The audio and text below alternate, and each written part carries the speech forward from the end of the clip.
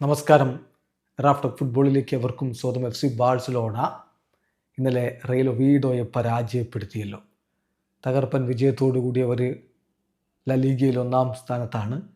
ലലീഗയിലെ പോരാട്ടം കട്ടയായി മാറുകയാണ്. ഒറ്റ പോയിൻ്റ് വ്യത്യാസമാണ് ഇപ്പോൾ ബാഴ്സയും റയലും തമ്മിലുള്ളത്. ഒരു കളി കാലിടറിയാൽ പോലും കാര്യങ്ങൾ കീഴ്മേൽ മറിയുന്ന അവസ്ഥയാണ്.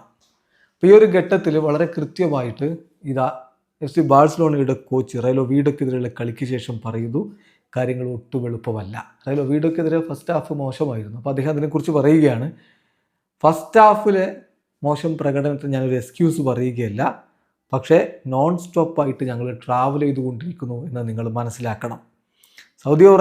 സൗദി അറേബ്യയിൽ ഒരാഴ്ച, ദെൻ ഓരോ 3 ദിവസങ്ങളിലും മത്സരം, പിന്നെ പ്രേഗിലേക്ക് പോയി, അവിടെ കടുത്ത തണുപ്പ്. അപ്പോൾ കാര്യങ്ങൾ ഇതൊക്കെ ഞങ്ങളുടെ പ്രകടനത്തെ ബാധിക്കും. ഇത് സ്വാഭാവികമാണ്. എനിക്കറിയാം ഇത് പ്രൊഫഷണൽ ഫുട്ബോളാണ്, പക്ഷേ ഞങ്ങൾ നോൺ സ്റ്റോപ്പായിട്ട് സഞ്ചരിച്ചുകൊണ്ടിരിക്കുന്നു, കളിച്ചുകൊണ്ടേയിരിക്കുന്നു. അപ്പോൾ ഈ യാത്രകളും ഇത്രയധികം മത്സരങ്ങളും ലേറ്റ് നൈറ്റ് ട്രിപ്പുകളും ഒക്കെ വന്നുകൊണ്ടിരിക്കുമ്പോൾ കൺസിസ്റ്റൻസി മെയിൻറ്റെയിൻ ചെയ്യുക എന്നുള്ളത് ബുദ്ധിമുട്ടേറിയ കാര്യമാണ് എന്ന് നിങ്ങളും മനസ്സിലാക്കണം എന്നാണിപ്പോൾ ഹാൻസി ഫ്ലിക്ക് പറയുന്നത്. അതായത് അദ്ദേഹം വളരെ കൃത്യമായിട്ട് പറയുന്നത്, വളരെ ടൈറ്റ് ഷെഡ്യൂളാണ്.